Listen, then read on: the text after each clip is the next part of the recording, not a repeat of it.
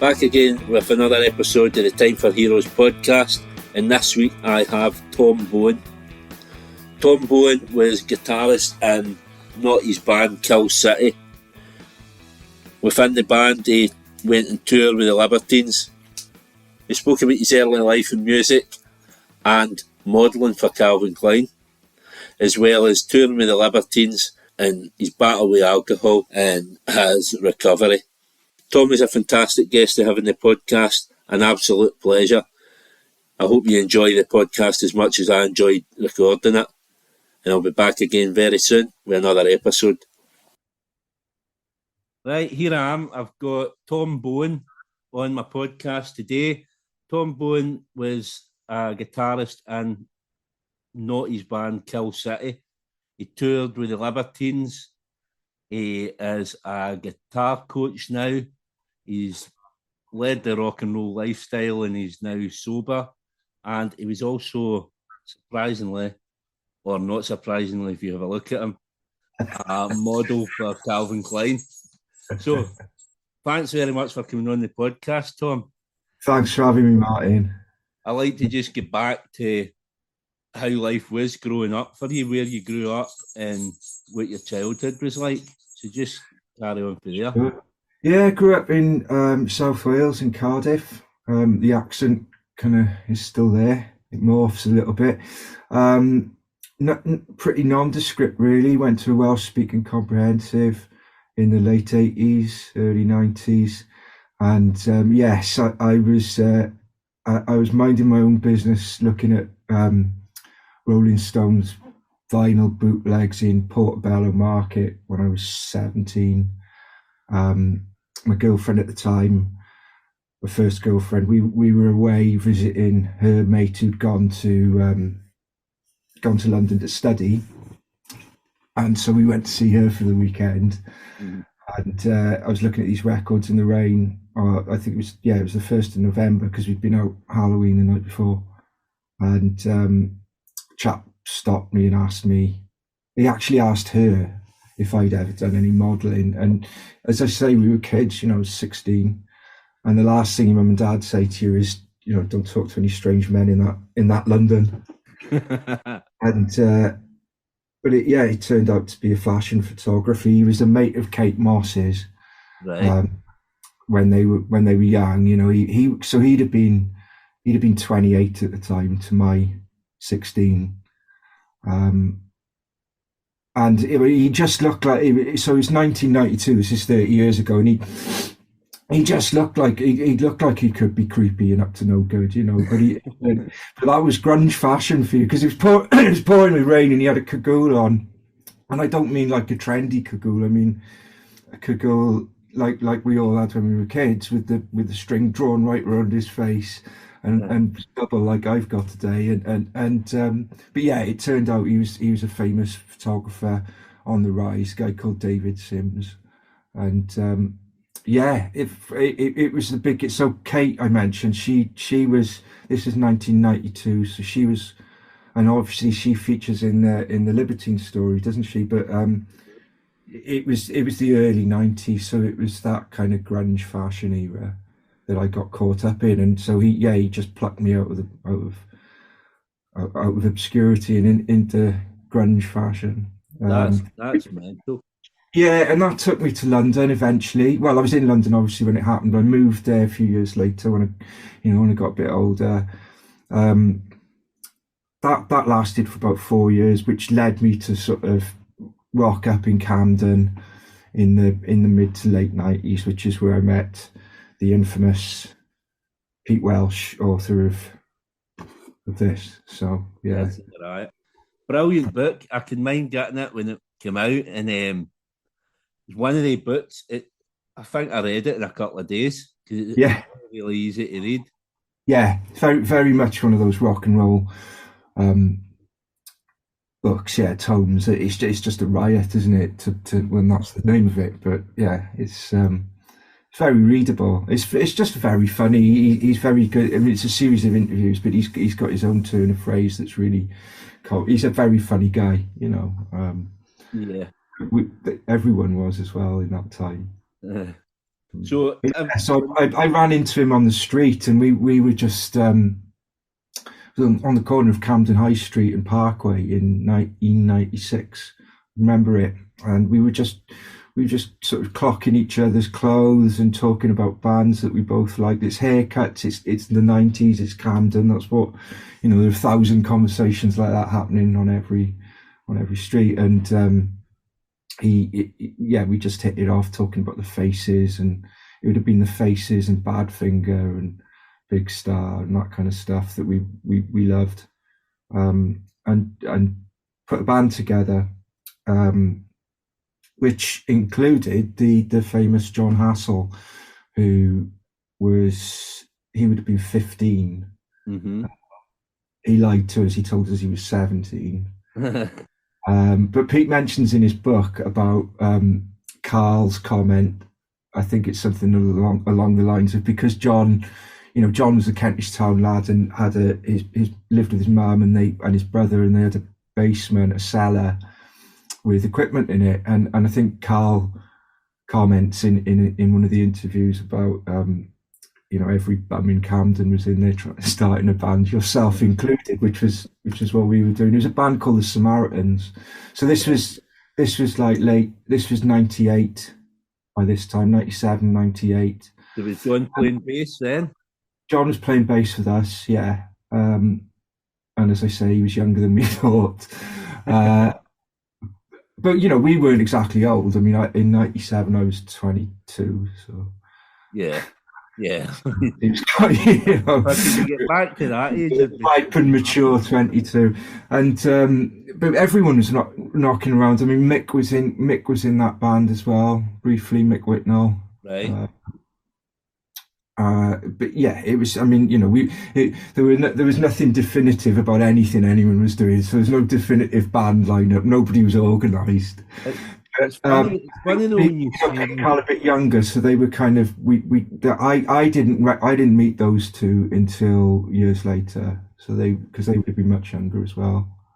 It's funny when you mention all those characters, obviously, and Mick, because I grew up Libertines and Baby Shambles and all that, and I just assume that Mick Whitnell would be like, they would all hate him because he was a Baby Shambles singing like Libertines, right? Shambles, but no, so they were all kind of part of the same scene.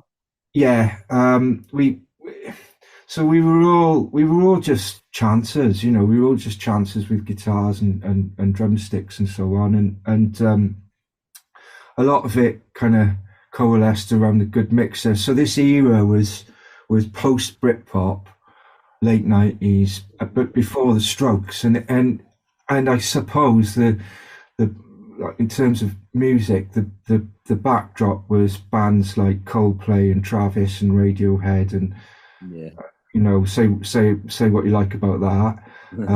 Not going to be horrible, but so there were things happening that were different to that. So there was a club called HQ's in Chalk Farm. I think it wasn't actually the same building as the old Dingwalls, but it was nearby, in the market, near the Stables Market. And I forget the name of the club, but the actual night I forget the name of, but it was there were pockets of places where you could go and hear punk rock and rock and roll that was still about leather jackets and haircuts and rock and roll music, as opposed to the music that the Enemy was writing about. There was I think Pete describes it in his book as a god-awful new romantic revival, like 96, I think. But yeah, so there were things, there was always something bubbling away, that wasn't perhaps in the mainstream. It was happening in East London as well, around Old Street, and so we were just all knocking about, and we were all joining bands and leaving bands, and people would fall out with each other and then become friends again. And yeah, John was in our band, and Mick was in Kill City briefly as well. Right. And yeah, there was nobody hated Mick. Everybody would hang out at the shops they worked in as well. There was So there were people were working on stalls in Camden Market, and there would be people who worked on the market who had stores who opened shops in Camden and in East London. And Mick Whitnell and Pete Welsh worked in Pete Welsh, Jack Jones. They worked in the same shop. So you just go and hang out. If you were on the dole or whatever, or just kicking your heels around Camden waiting for something to happen, you'd find yourself in their shops. Yeah, and it was kind of the music was there, and it was just waiting for that spark, wasn't it? That catalyst that kind of came for the Strokes, and then I think so. Yeah, I think it's traditionally just happened on, despite what record companies and music journalists do, hasn't it? There's and things always go in a cycle. So if there's something going on, it runs its course, and then there's a natural reaction to that. So yeah, I mean the kind of Britpop thing happened and faded, and became that late 90s sort of music style, and it just was very sort of one particular ilk, wasn't it? And so the Strokes happened, and then everything in London happened as a response to that. But the Strokes thing was happening. New York was going on despite Britpop. Those bands were all happening. The Strokes weren't the only band over there. Yeah, I mean I had a thriving. They were influenced by Britpop bands too. So, but yeah, these things just ebb and flow, don't they, into different scenes, and that happened in Camden after the Strokes, I guess. But yeah, I mean, but people like Barney and Rough Trade saw what was happening. They wanted in, they wanted their taste of it. So what happened then with the Samaritans? How far did that go?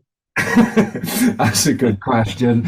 I think we'd all read Pete obviously wrote his own book. I think we'd all read our own. We'd read up on our heroes, and the lifestyle was very much in place.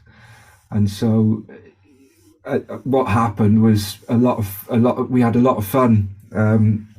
We played gigs and we recorded demos, but I think the lifestyle was just as we were pretty dedicated, not stuck in, and it just didn't take off. We played some great gigs. I think we got mentioned in the Melody Maker gossip column. Right. We had a lot of fun. Let's put it that way. The kind of fun that the tabloids wrote about our mate later on. It was it was the 90s were pretty debauched times. So that's just that. Everybody would have been doing the same thing, but obviously when Pete came about and it was a big story, it was just something to sell papers, wasn't it? Yeah. It's no as if nobody else was doing the same sort of shit. Exactly. And I think having a famous girlfriend catapulted him into those times.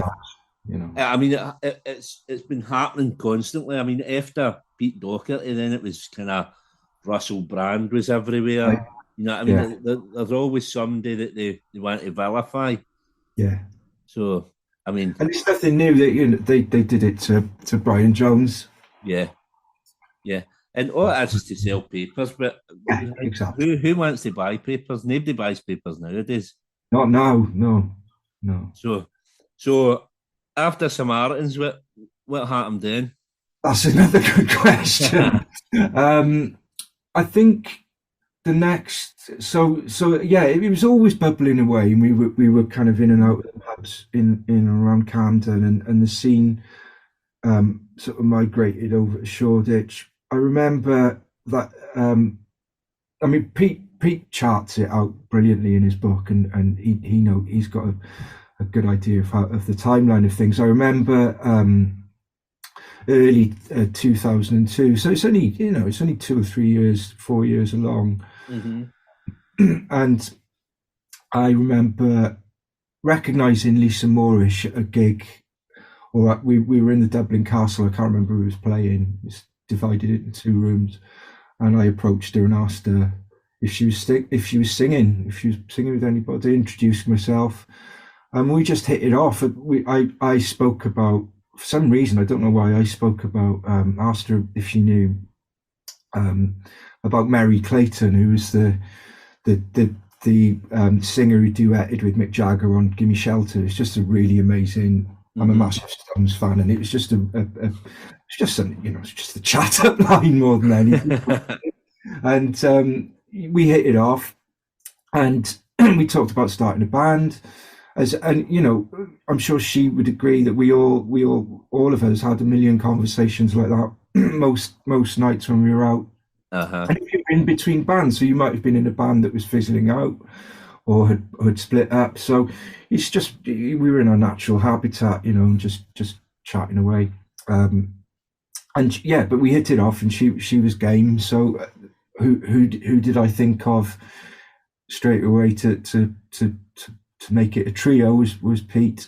And we just started hanging out together, the 3 of us, and the Libertines were in the picture by then. I think in Pete's book he talks about being aware of them. I wasn't aware of those guys at all. Right. But obviously I knew John from a few years before. I remember being not backstage, but in a guest area in Finsbury Park for an Oasis gig, and John came walking along, and we caught up there, and he told me about his new band. And so we would just see them out and about, and Lisa was always really good at knowing what was going on,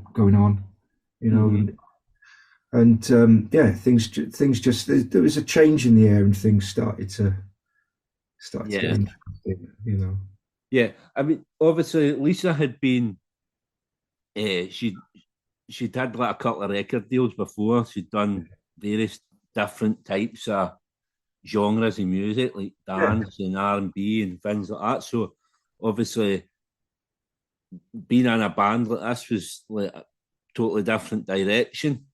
So how did she kind of take to that? Well, I mean, we were all musicians, and I played, like, I mentioned earlier that Pete and I bonded over like 70s rock and roll and power pop, and that was probably, when I mentioned Mary Clayton to Lisa, it's all just good music. So whether her vocals were influenced by soul music in a career previously, our influences were different in previous bands, and I wasn't, although I'd mentioned Mary Clayton, that was from a rock record with a guest soul singer on it. So by that token, it didn't surprise me that she was a fan of singers like Susie or whoever else she was influenced by at the time. I don't know, but I just knew she was a musician. She was a good front woman. And what was the writing process like for that? Who did the writing? She'd already written all the material. She'd been working in the studio and was looking to take it to the stage. It was just a matter of learning the songs. She had some recordings that I was able to take home and learn. I'd done quite a bit of, I went on to do a bit of sideman work. From there, it's kind of a similar sort of approach to the teaching, really, just being able to play kind of in different situations and just kind of wing it musically. So yeah, it wasn't a matter of me being a writer. I'm not a songwriter at all. I'm a kind of sideman. It's sideman's just like being a session musician but on tour. So yeah, like I say, the songs were there. We were ready to go. It happened really quickly. I think Lisa found our drummer Vaz So Pete came in on bass, I was on guitar. We were quartet to begin with. Yeah, I think that's how it happened. But Right. really quickly, she was just ready to get going. She'd been busy in the studio, And which was great for me. You know, it was great to just go for it straight away. was the record deal in place at that point, or if not, when did that come in with Pop Tones? I think it was. I think because Lisa and Alan were already, you know, thick as thieves in cahoots. Yeah, for Britpop days. Yeah. Everything was just raring to go, and I don't know about how whether it was from the mid-90s. I presume so because of the Oasis and Creation connection. Yeah, that was ready to fly. It was great. We'd just been so used to, you know, the background I mentioned in Camden in the 90s was so chaotic. And things were definitely going to get chaotic again. But from my point of view, as a musician looking for a band to start and to get involved with, Lisa was really organised and ready to. She's really professional and just had everything ready to go. So there was no none of the usual kind of mooching around, wondering if someone was going to have money for rehearsals or whether they had all the strings on their guitar, which, you know, often was the case. So yeah, like I say, it was just really quick. Really. I mean, she comes across as like very driven. I've just been listening to a podcast with Stu Whiffen off the beaten track, and all through the interview, people keep coming in and making noises, and she's constantly getting up and telling them to shut up and things like that. So was she kind of like the boss? Did she? Oh yeah, definitely. I mean, it was her project. I can't remember who named the band Kill City. Yeah, it might have been me, but it could have been anyone. But it was Lisa's project for sure. And you have to, it has to be a sort of, I can't remember who I'm paraphrasing. This benevolent dictatorship. You need somebody who's a boss. And you need somebody steering the ship, didn't you? Pardon? You need someone steering the ship. Yeah, exactly. Exactly. Otherwise, again, going back to how things had ran previously, you know, especially, and if you throw drugs and alcohol into the mix, what you end up with is 4 or 5 guys, and it usually is guys, sitting in the pub talking about being a band, but just getting pissed and nothing happening. So I've done that all my life. You know, so yeah, she was in charge. She knew exactly what she wanted and exactly what she was doing. It was great for me. It was a real refreshing change. Right. So I mean, the first time I heard this was White Boy, White Girl and Hooligans on E. Right. And then I heard Hooligans on E, the Libertines version as well. So what was that a Lisa song or a Libertine song that she? The quick answer is I have no idea. So like I say, I was brought in as a kind of live session musician, a side man. The friendships, and like is the case in so many bands, were volatile. I was in and out with that band. There was lots of drugs and alcohol being consumed. So despite being happy that I had this new professional direction, I was still getting wasted regularly. I don't want to talk on behalf of anybody else, but we all were in the scene, and so I mean, I'm quite pleased with what I can remember. But no, I didn't write songs with anyone. I'm not a songwriter. So I wasn't there.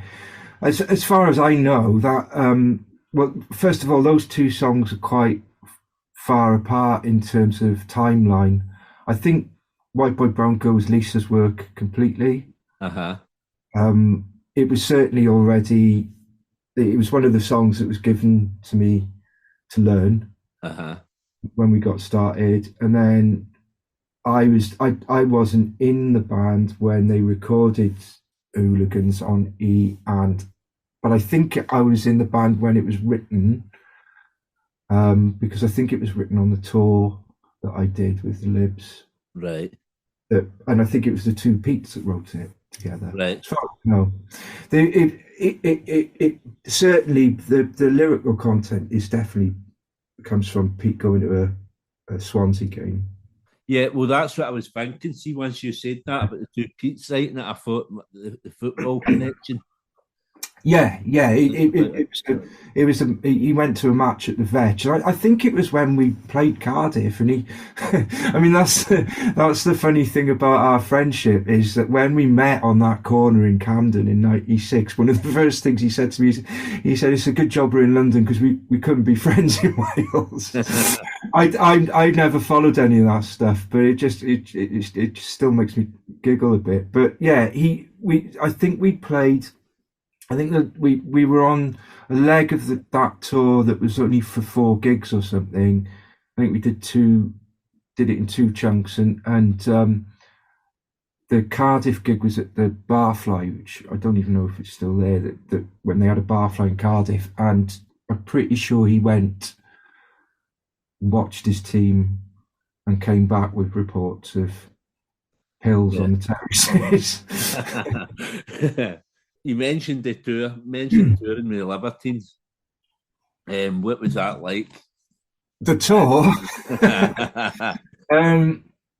There's a great Aerosmith quote talking of rock books. Their book Walk This Way is the same format. It's like you're reading a documentary being filmed or a documentary script. So it's all interview chunks.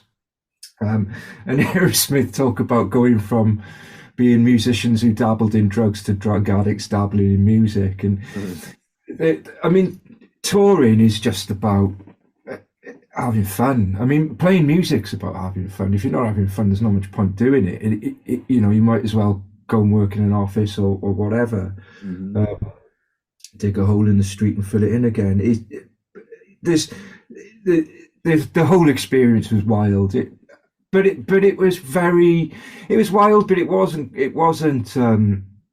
Aerosmith level yet. It was it was mostly just youngsters having fun in a van, playing jokes on each other and drinking a lot, and a lot of the musician's experience is really boring as well. So the boredom's alleviated by hijinks, and just being daft, which then sometimes can get a little bit out of hand. But yeah, it's hours of being in a clapped out van on motorways stuck in traffic jams, and then it's hours of trying to find a venue, and then hours of waiting around whilst people make sure microphones are working and that kind of thing.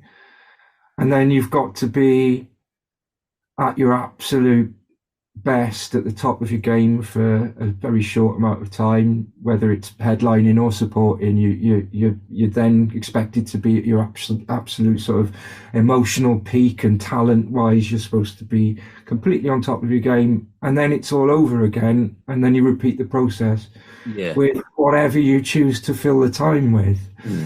And so so if you're hanging around with nothing to do in somewhere like Coventry, and you've got to sort of keep ready, you've got to keep relatively capable of performing, things can get quite interesting.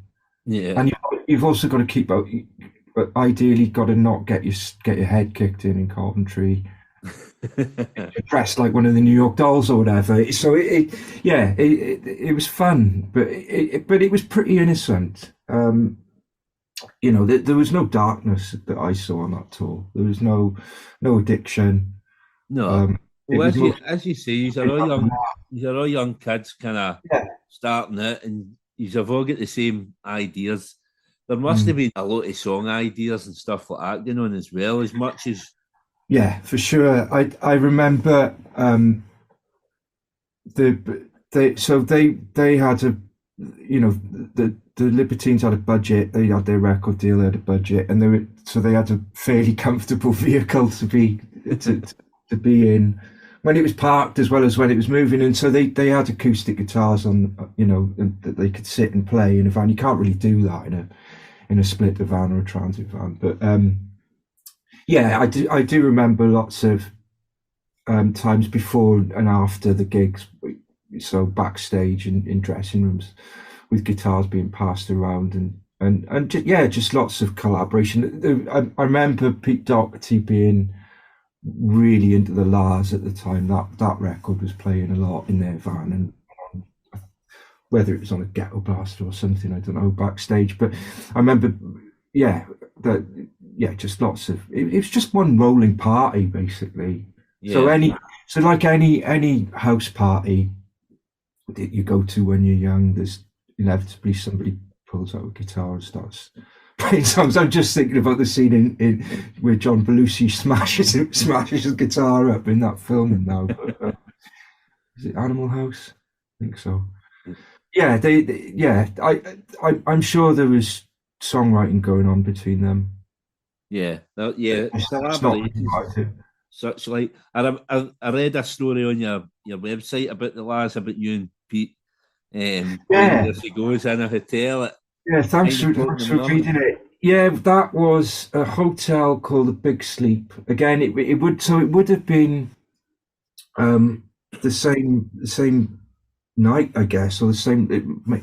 I don't know when Pete went and watched his match, but we were in a hotel, and we'd just been passing the guitar around, and he and I were the last two sitting. I remember we were just sitting on this sort of banquette bit in the hotel lobby, and we'd probably been just belting out the chorus to that song. There she goes again, over and over and over again, till everybody'd had enough and had to crash out. And so it was breakfast time. We were still going from the night before, and we were just singing, and it just turned into a serenading people as they were queuing up for their buffet. It was like a punk rock Alan Partridge, basically. People could get, it was that kind of vibe. And it wasn't a travel lodge; it was a nicer hotel than that. But it was really innocent. It was just laughs. It was just lots of kind of giggling. There was not much fighting. I remember there was a bit of bother with another support band, our friends of the Left Hand, and Moss, rest his soul. But I think it was something to do with Carl's brogues got urinated in or something. But it was that kind of thing, I mean, there wasn't really any trouble. That was probably the only bit of trouble, and it was very, very, light. Yeah, that's schoolboy humour. Yeah, exactly. Penny Smith's quote about the Clash springs to mind. It was like being on a commando raid carried out by the Bash Street Kids. It was. There's a photo of Pete and Carl laughing, a famous photo. I don't know who the photographer is. And they're just howling, laughing on the tour bus. I think it was in The Enemy shortly after that. So, and that kind of captures the whole period for me, really. Yeah. There was no heroin, there was no crack. If you're using heroin, you tend to hide it. So maybe there was, but I didn't see any. Yeah, nobody was sort of. If it was getting, if harder drugs were being used, they hadn't taken their toll at all. Well, this is it. We're not here to scandalise them anyway, because we're all fans of the band here. Yeah, that was already done by people who weren't fans of the band, and it's ridiculous because it was nothing new 20 years ago. No. It was only drugs and people, bands on tour. Well, as far as I can tell, that was at the birth of rock and roll. That was people like Jerry Lee Lewis on amphetamines and taking amphetamines because they needed to get from A to B in a car, in the 50s, and needed no sleep. So they were literally using amphetamines to stay awake so that they could play the gigs and drive a car. Yeah. And it doesn't do you any good in the long term. But it's not really much to scandalise. It's just that tabloid journalists know how to. Yeah, it's with it as is lazy journalism. That's what it is. Exactly. I mean, you look at the music through generations and the albums that have come out that you wouldn't have had with certain drug use and stuff like that. So, And if you're a good writer, you can, I mean, obviously there's humor, there's a romantic appeal with the with it as well. But it's it's how you do it. So Kill City, then obviously you brought out an album. How did that go down? That's another good question. I don't remember. I didn't play on it, but I do remember being at the album launch for my band. I think the recording might have been done before the tour was booked, before I started playing live. I was a live guitarist. Sometimes the roles are defined differently. I certainly don't remember. Oh, no, I do remember we got press. But because I'm not on it, I probably didn't really care what anybody thought of the record. I suppose I assumed the band, I would stay in the band and that there would be more recording sessions, but I don't remember, honestly. Yeah. You weren't around very long, really. Oh. It was quite a whirlwind kind of. Yeah. I carried on. I think me and Pete had a falling out and I left. God knows what about. It was probably at 2:00 in the morning. Yeah. And then I came back to play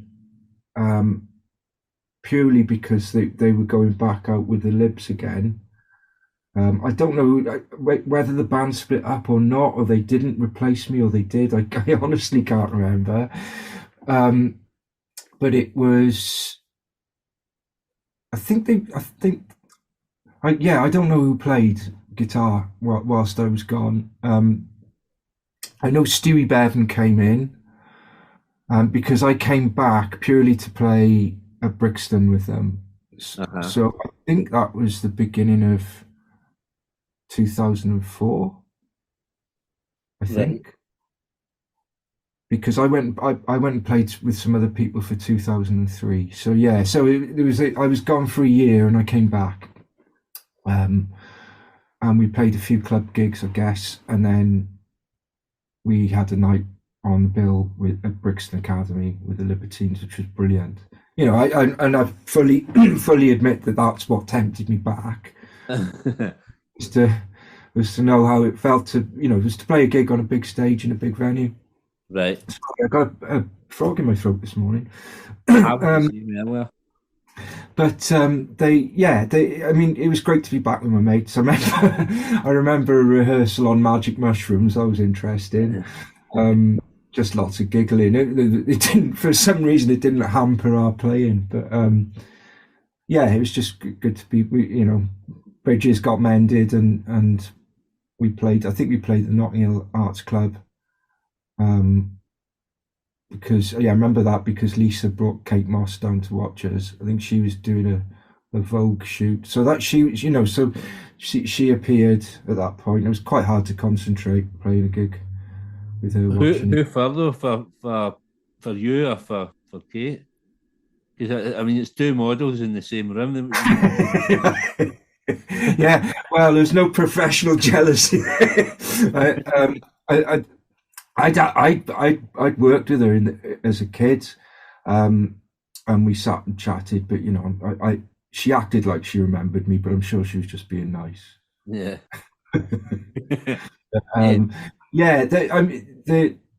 That was fun. It was. I think Vaz had gone by that point. I mean, it's like looking at a Wikipedia for Motorhead and Hawkwind or something. There's just a cast of thousands with this band. Yeah. Lots of people came and went. Because I remember playing, we used the DAT. That date says makes me sound old. We were using DAT technology, and we had a DAT machine because our drummer left. And it kept breaking. So, we were all drinking and using, and how we managed to keep it going, I don't know. But yeah, so we came back, did the club gig, and then Brixton Academy, which was great.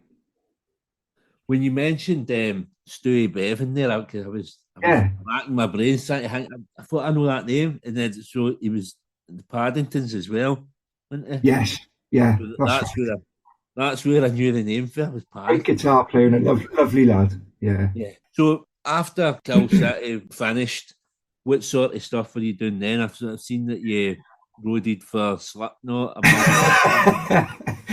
Yeah, that was actually before. That was, I mean, you could call me. You could say I've got varied taste in music, and I'm a versatile musician, or you could say I was I'm a musical whore. I don't know.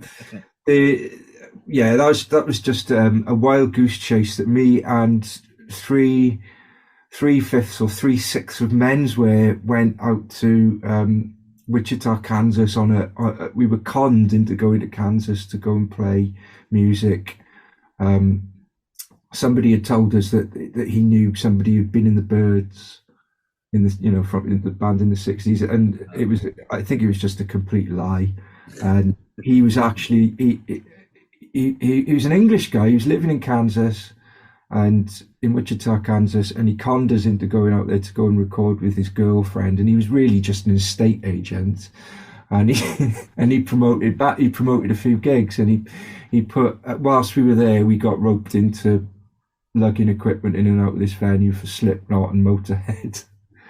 And I actually drank Lemmy's cider while Motorhead were on stage, which is possibly the most dangerous thing I've ever done in my life.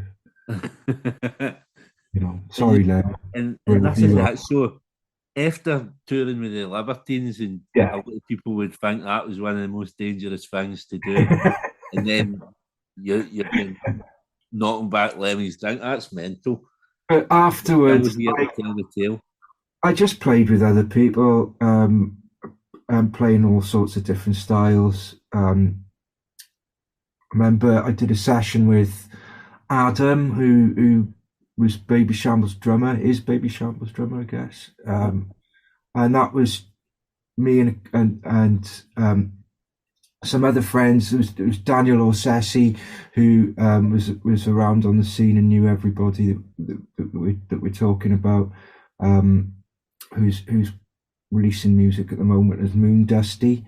But he and I and another guy called Greg Fote, who was a jazz pianist, and Adam all went to Southend and made a prog rock record that weekend. I mean, I don't know how to play progressive rock. I just pretended I was in Cream when I was playing.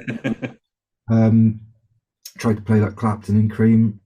Then I went and played in a country rock band for 4 years. It was, and I mean, like we said earlier, the record industry at the time and music journalists, they'd write about whatever they thought they could sell.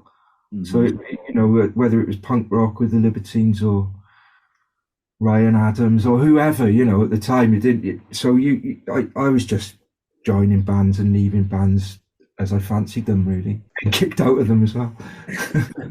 So. Obviously, moving on for the music, you battled with alcohol. Yeah. When did you first realise that it was a problem?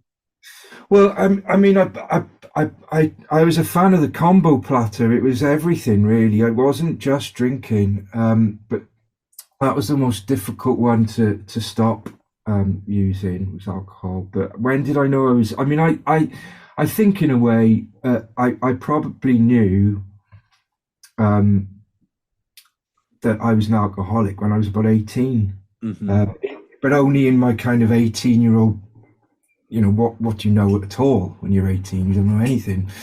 I didn't, but I definitely knew that I liked it. So, the combo platter in Cardiff in the early 90s involved LSD, it involved magic mushrooms, it involved amphetamines, ecstasy, anything, anything we could get hold of. And we all were getting stuck into everything. But I remember getting a flagon of beer and drinking it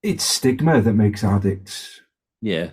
hide their addiction because of the judgment that they're frightened of. That it causes you to feel shame because we're taught to think that it's a weakness, which I think is, it's part of my reason for being candid about my life, my past, and my present, and hopefully my future. In that I think that the stigma is just as harmful as the substance. Yeah. Yeah, definitely. If not more harmful. Mm. But Yeah. but this is the thing when if you think of that as a weakness, and then you think when you're speaking out, highlighting the issue, think how strong that makes you. So that Oh, overcomes any weakness. thank you. You're doing guitar lessons now. You're a guitar coach. Yeah, so when you asked me about what happened next, and I mentioned some of the prog rock album in a weekend and that kind of thing, I was able to, um, I mean, things happen in life, don't they? And you kind of, when your back's against the wall, you start, you either sink or swim. And I was between bands and between record deals, and I had two different jobs in two different clothes shops and two different Uh-huh. barman jobs. And I just sussed out how to teach, basically. And that was that was a good sort of 16, 17 years ago, I think. Um, the the recovery was the same. Fear is a great motivator. People have been very kind to me about my getting sober, but my GP gave me a year to live. Right. I listened, and similarly, I needed money in London in 2005 or whatever it was, and so I was behind a bar and I was pulling a pint, and the bar was sort of four deep, and one of my regular punters had seen me playing a gig. He'd seen me playing lap steel guitar, which is a bit unusual for the listeners. You play it on your knees with a slide, and so That's that thing behind you. I think, yeah, it wasn't deliberately placed there. It's getting sold, so that's why it's out. But it's a bit, well, they're a bit more common now, but in those days it was a bit unusual. And so my punter had seen me playing it at a gig in a sister venue to this pub I was working in, and asked for a lesson.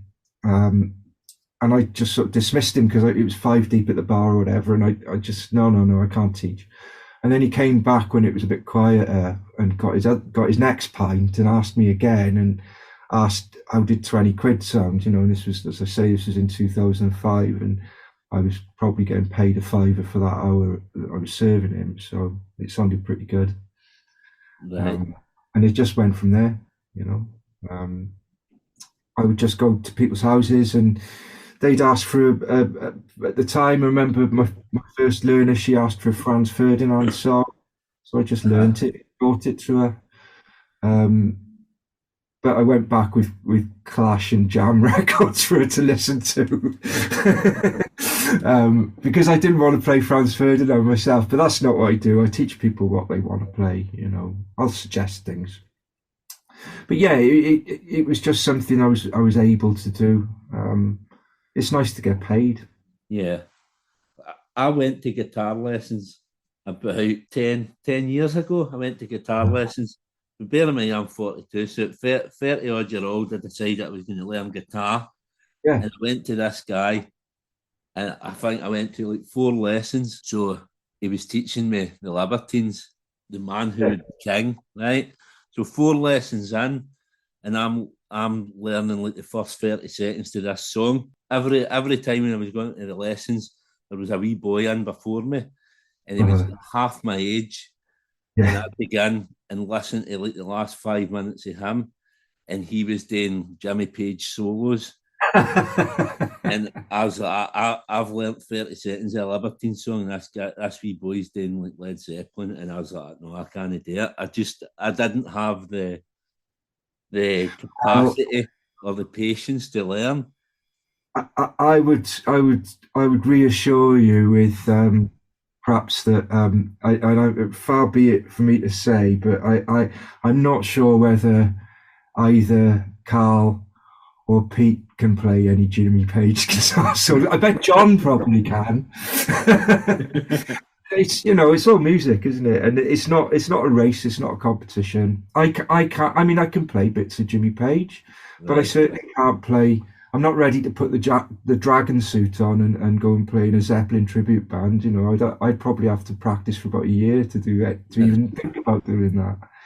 But and you're never too old to start either. I was talking about this the other day. There's after London, I moved south and lived in Hastings for a few years, and I taught a guy who I couldn't tell you exactly how old he was at the time, but this is 10 years ago, so I had 10 years to what we might think his age was. He was a book dealer, and he was poorly. His central nervous system was attacking his immune system, or vice versa. I can't remember which, but he wanted guitar lessons because he needed some kind of physiotherapy. So I started teaching him, and he wanted to learn some Tom Petty, so we started with that. And as it went on, and this is what usually happens, it's because it's such a personal job that I do. It's you become friends with the people that stick at it, because you have to be really. And we were talking about drugs and talking about life and funny stories. And he told me that when he was a younger man, he used to go to Switzerland to buy his LSD. And he used to go with his friends from Cambridge, and their names were Roger, David, and Richard. And they formed a little band around about that time called the Pink Floyd. And that's what they were doing. So that's the only place you could get LSD was from the laboratories in Switzerland. Right. But yeah, he was an older guy, and I remember living in that town, and I put a leaflet, a flyer through somebody's letterbox, and she just wanted to learn to play Greensleeves on the guitar, and she was in her 70s. So you're never too old. If your hands work and your eyes work and your ears work, you can learn to play guitar. Yeah, I think I might get back to it in a few years once my kids are a bit older and out the way, and I've got a bit more time. Yeah, you should. Yeah. So before we go into your heroes, just touching on everything that's went on with you, like the Libertines and all that. What's your relationship like with all these guys now? Do you still have contact with them? Do you still speak to people? The actual Libertines, the last time I saw... Not so much just the Libertines, just everybody for that scene.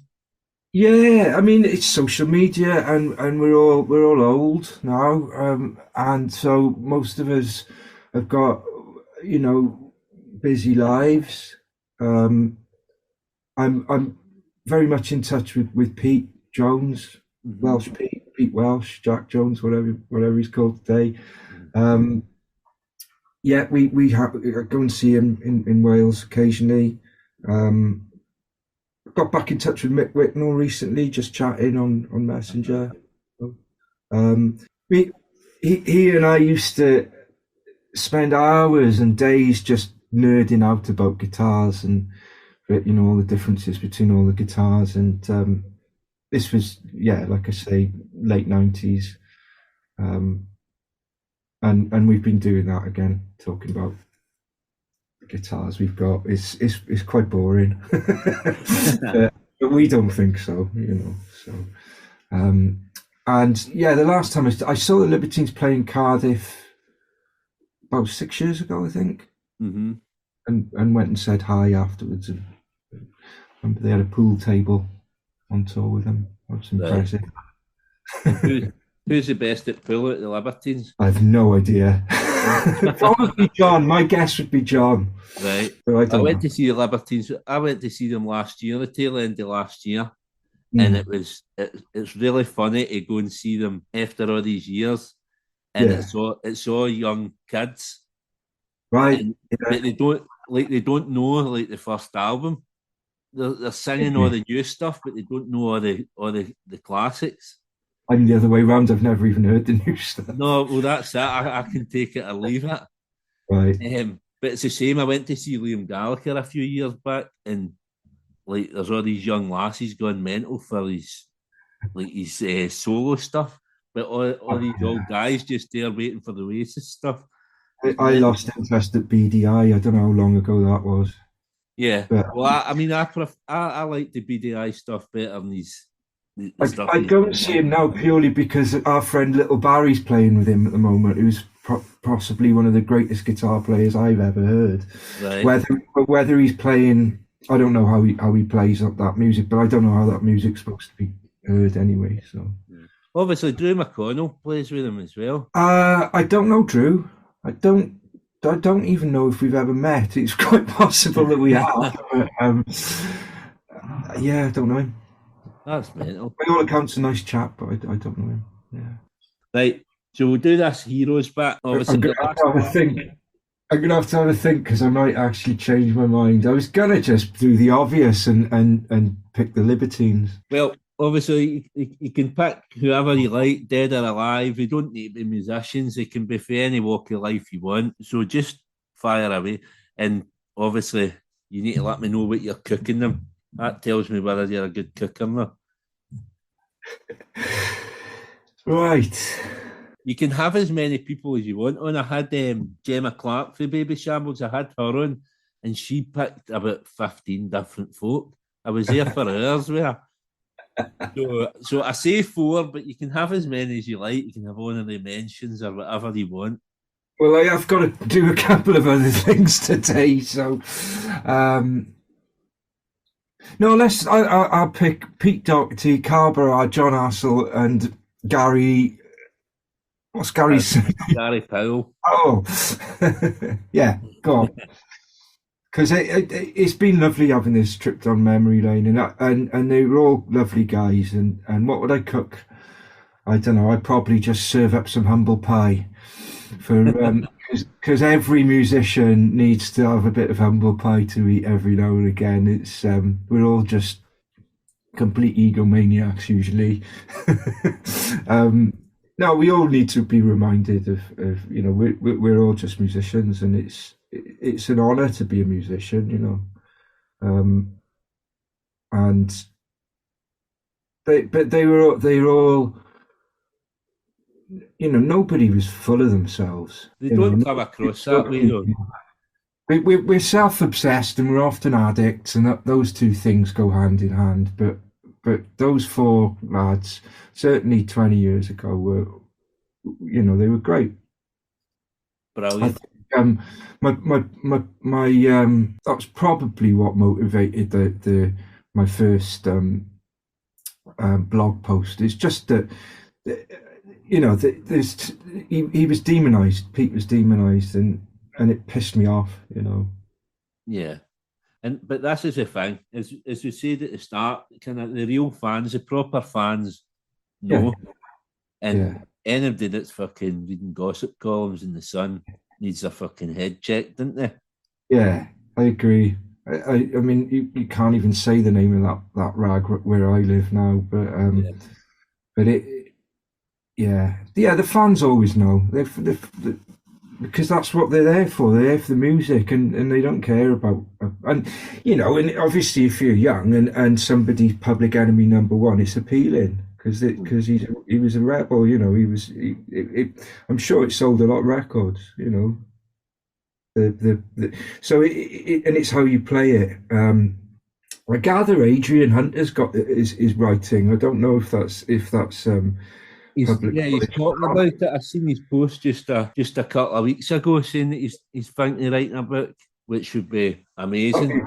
That would be a great read. Yeah, I've had him on the podcast as well. He's a brilliant. Have you? Yeah. Adrian, I knew years before. Adrian, I knew. I met him about the same time as I met Pete Jones. They're all friends. Yeah. I'll look forward to reading that. It'll be very funny, I would have thought. Yeah, I mean, he's a brilliant guy, Adrian, and he's done so much for Pete as well. and people don't realise, you know what I mean? People, like these people, these people in the background, they kind of go off the radar. Nobody realises about them. Definitely, unsung heroes. There's a lot of moving parts that people don't see. It's like the Wizard of Oz, the guy behind the curtain, and they don't get enough credit. I mean, Adrian always used to get me onto a guest list for the Reading Festival every summer, so eternally grateful. Andy lent me his big red Gibson. I forget which model it was. For the Samaritans, he lent me his guitar.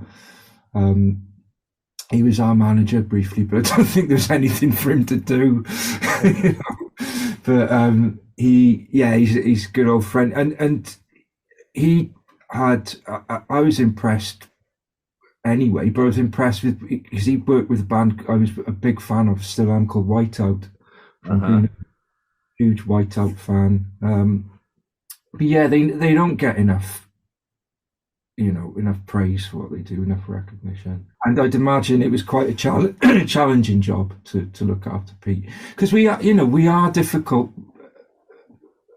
human beings, musicians. Mm-hmm. We're not very good at adulting. We're not very good at real life. Well, what I'll do, obviously, I'll post links to your blog and your guitar lessons and whatever else so that people can get in touch with you. It is. Thanks, man. Other than that, it's been a pleasure having you on. You've been a brilliant guest. Thank you. Thanks for having me. Thoroughly enjoyed meeting you and talking about the old days. It's nice. It's nice to have a trip down memory lane. I hope you all enjoyed this episode of Time for Heroes podcast.